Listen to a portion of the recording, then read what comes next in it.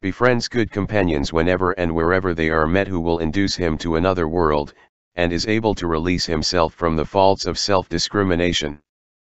It is thus said, "Thirst is indeed the mother, and ignorance is the father, when from the understanding of an objective world there rises Buddha knowledge. The passions are the Arhat, and the 5 Skandha aggregates are the Brotherhood. As these and no other immediates are to be destroyed, here is indeed a set of deeds called immediate." In this quotation I wish to draw the reader's attention to the reference to nirmita-adhishthana. The term is somewhat casually introduced here, but the idea indicated here is an important one. For it shows that there has been since the early days of Buddhism a notion that not only the Tatha gata but even a Bodhisattva when he reaches a higher state of spirituality is able to manifest himself in a variety of forms if necessary for the welfare and salvation of all beings. If a Bodhisattva wishes to save a wretched drunkard, for instance, he may turn himself into one of his companions if he thinks that is the best way to approach him and awaken him from the wretchedness of his position. For when the Bodhisattva remains in his original purity and saintliness, the drunkard may not come within the range of his moral influence. Like seeks like. And consequently drunkards find it easier to associate with one another, they hate a mixed society, especially with him who is decidedly opposed to them and openly anxious to save their souls. So in Buddhism, the Bodhisattva in his apparent transformation puts on the garb of a drunkard himself and mixing himself with his bacchanalian friends he awaits a chance. Perhaps he may show that he has been regenerated and raised to a higher plane of spirituality. His friends may now wonder how a drunkard could be so reformed, and so on. When this wonderment is once grafted into the consciousness of his drunkard friend, the Bodhisattva will redouble his efforts.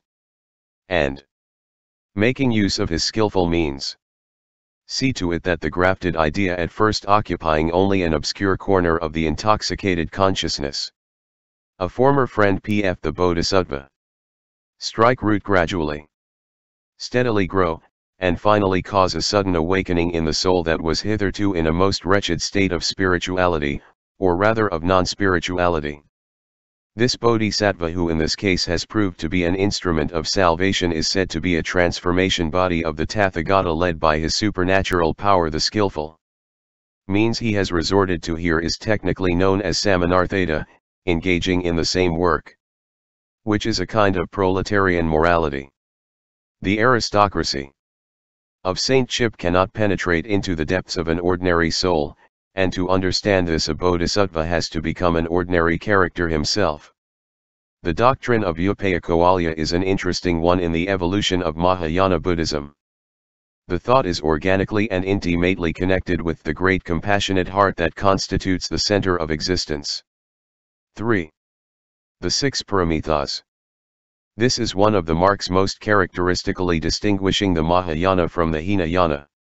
In most Mahayana sutras the 6 paramithas are stated specifically as meant for bodhisattvas. All the virtues that are meant for bodhisattvahood are included herein.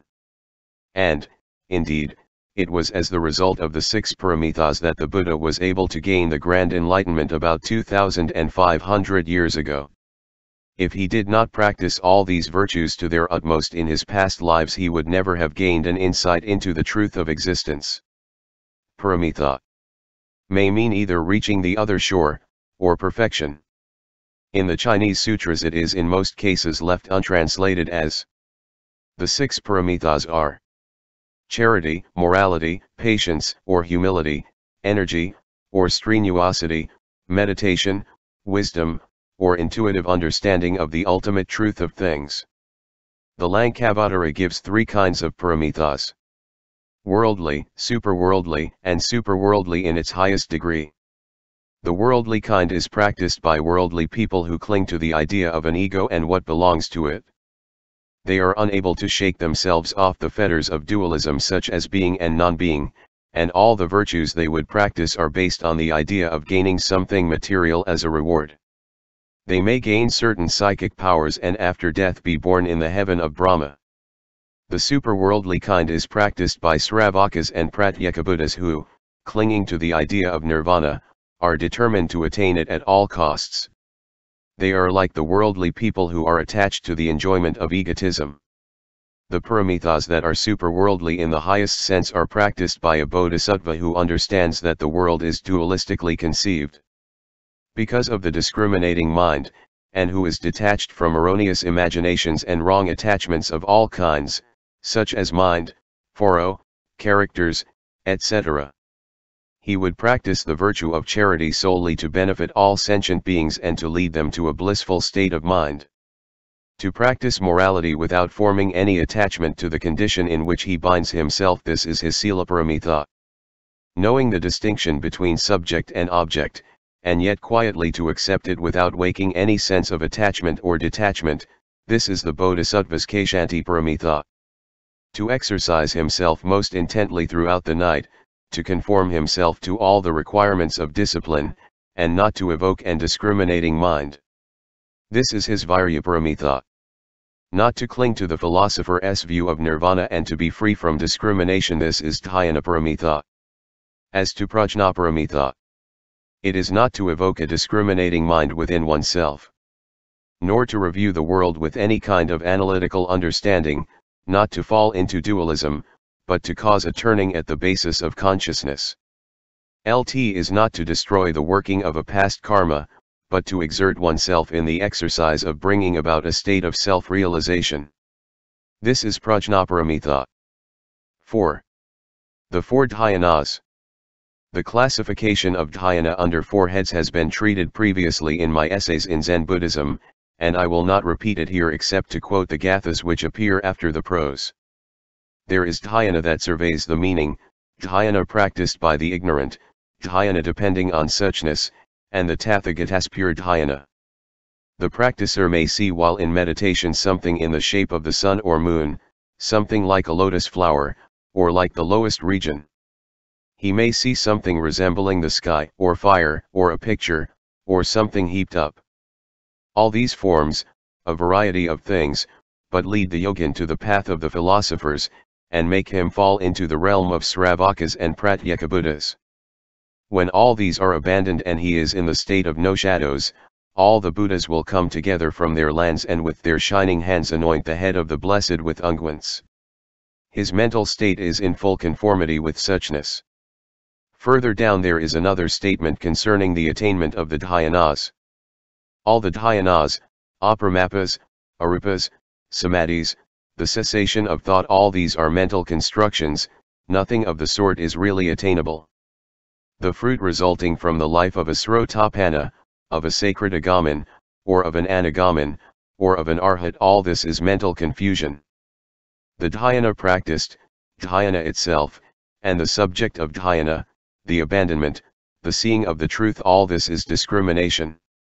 He who understands is released. 5. On meat eating. The motive for having this chapter appended to the Lankavatara, when it has no organic connection with the text proper, seems to lie in a passage towards the end. According to it, the Buddha evidently dislikes the idea of being thought of as the one who has permitted meat eating among his followers. He says, there may be some unenlightened followers of mine after my death, who, not knowing the spirit of my teaching and training, may wrongly conclude that I allowed them to eat meat and that I myself ate it. This would be disastrous. For how can those who are abiding in a merciful heart, disciplining themselves, in asceticism, and trying to follow the path of Mahayana, tell others to eat animal food? Indeed, I have elsewhere given rules as to the eating and not eating of meat. 10 rules for avoiding and 3 rules for accepting it. But in this Lankavatara as well as in the Hastakakshya, Mahamagga, Nirvana, and Angulamalika Sutras, meat eating is absolutely forbidden. Not only in the past, but in the future and now, all my followers are to shun animal food no matter how it has been prepared. If there is anyone who would accuse me of eating meat myself and allowing others to eat it, he will surely be born in an undesirable region. Holy people refuse to eat even the food of ordinary people, how much more so with meat eating? Their food is the food of truth. The Tathagata's Dharmakaya is supported by that. According to this, there must have been the accepting of meat food among the followers of Buddhism in the time when the Lankavatara was compiled. Evidently, the Buddha did not object to their eating it if the animal was not especially killed for them. This caused unfavorable comments among the other religions. For instance, the Lokayatas and the Buddhists naturally did not like them, and this must have started the new effort to prohibit meat eating altogether among the Mahayana advocates. The following are the reasons for not eating animal food as recounted in the Sutra. All sentient beings are constantly going through a cycle of transmigration and stand to one another in every possible form of relationship. Some of these are living at present even as the lower animals. While they so differ from us now, they all are of the same kind as ourselves. To take their lives and eat their flesh is like eating our own. Human feelings cannot stand this unless one is quite callous. When this fact is realized, even the Rakshasas may cease from eating meat. The Bodhisattva who regards all beings as if they were his only child cannot indulge in flesh eating. The essence of bodhisattvaship is a great compassionate heart, for without this the Bodhisattva loses his being. Therefore, he who regards others as if they were himself, and whose pitying thought is to benefit others as well as himself, ought not to eat meat. He is willing for the sake of the truth to sacrifice himself, his body, his life, his property. He has no greed for anything. And full of compassion towards all sentient beings and ready to store up good merit, pure and free from wrong discrimination, how can he have any longing for meat? How can he be affected by the evil habits of the carnivorous races? This cruel habit of eating meat causes an entire transformation in the features of a bodhisattva, whose skin emits an offensive and poisonous odor.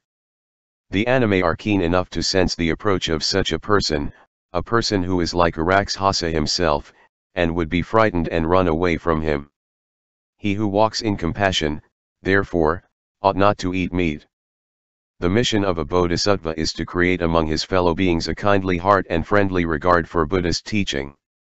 If they see him eating meat and causing terror among animals, their hearts will naturally turn away from him and from the teaching he professes. They will then lose faith in Buddhism. If a bodhisattva eats meat, he cannot attain the end he wishes. For he will be alienated by the devas, the heavenly beings who are his spiritual sympathizers and protectors. His mouth will smell bad. He may not sleep soundly. When he awakes he is not refreshed. His dreams are filled with inauspicious omens. When he is in a deserted place, all alone in the woods, he will be haunted by evil spirits. He will be nervous, excitable at least provocations. He will be sickly, have no proper taste, digestion, nor assimilation. The course of his spiritual discipline will be constantly interrupted. Therefore, he who is intent on benefiting himself and others in their spiritual progress, ought not to think of partaking of animal flesh. Animal food is filthy, not at all clean as a nourishing agency for the bodhisattva. It readily decays, putrefies, and taints. It is filled with pollutions, and the odor of it when burned is enough to injure anybody with refined taste for things spiritual. The eater of meat shares in this pollution, spiritually.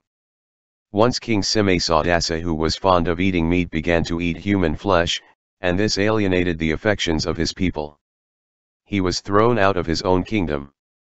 Sakrandra, a celestial being, once turned himself into a hawk and chased a dove because of his past taint as a meat eater. Meat eating not only thus pollutes the life of the individual concerned, but also his descendants. The proper food of a bodhisattva, as was adopted by all the previous saintly followers of truth, is rice, barley, wheat, all kinds of beans, clarified butter, oil, honey, molasses, and sugar prepared in various ways. Where no meat is eaten, there will be no butchers taking the lives of living creatures, and no unsympathetic deeds will be committed in the world. Sanskrit Chinese English Glossary.